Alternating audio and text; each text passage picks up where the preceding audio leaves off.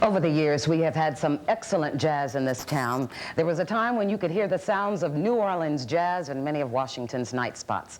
Now it is the so-called progressive jazz. However, there is a band which plays New Orleans revival jazz, and its leader, Tony Hagert, is trying to preserve some of our musical heritage.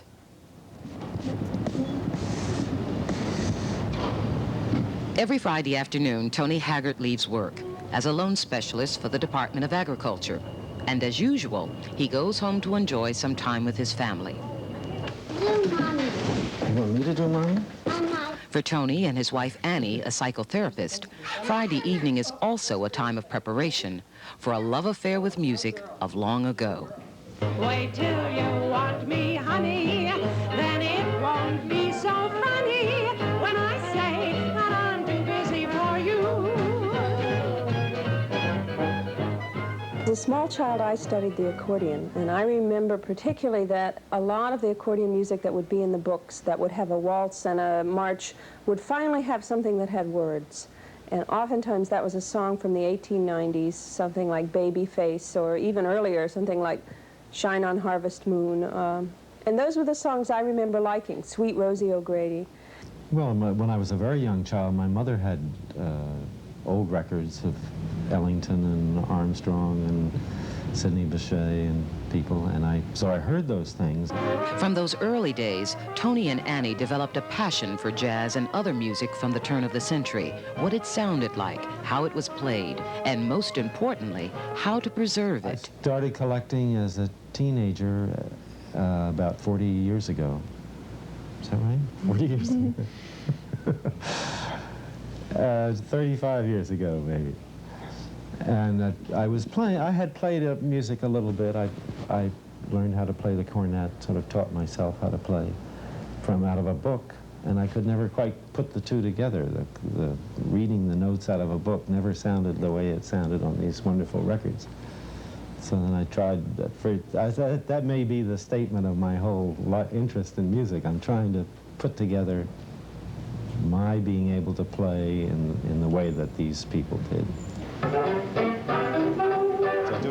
Tony's musical interests have led him to acquire one of the largest record and sheet music collections of jazz, blues, dance music, and gospel on the East Coast. More than 20,000 78s, dating from the 1900s to the 1950s. Several thousand LPs, and he's lost track of the totals for the sheet music and the orchestrations, which range from the 1830s to the 1950s, not to mention the instruments and the books.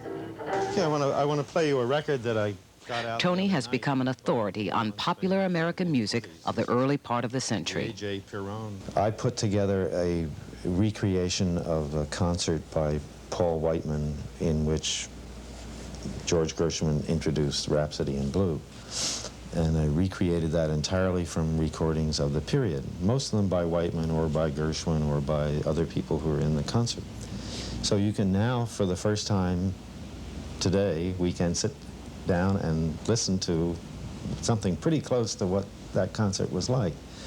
The other kind of situation would be where I assemble some good musicians and give them the material to play, things which have never been recorded.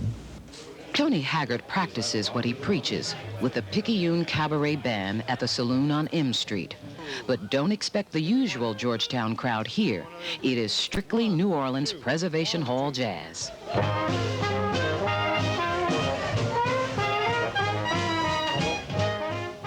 Our drummer went in and talked to the owner, and he more or less said, let's try it out and see. And I know for myself, my sense was, there isn't jazz in Georgetown. It's progressive jazz or it's bluegrass. So I didn't think it would catch on.